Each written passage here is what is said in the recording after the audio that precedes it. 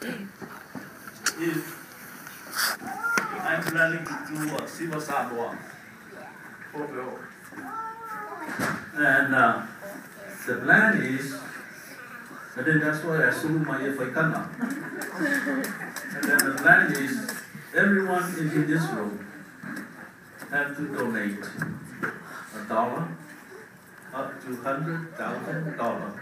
If you have it, all the people live in Utah, from California, San Francisco, LA, Arizona. I talked to Bill, she said that, like her mom said, that she's still going on her education. So I think she needs some money. Different from the envelopes that you already gave to her, I'm sure. But we were going to do a silver sidewalk.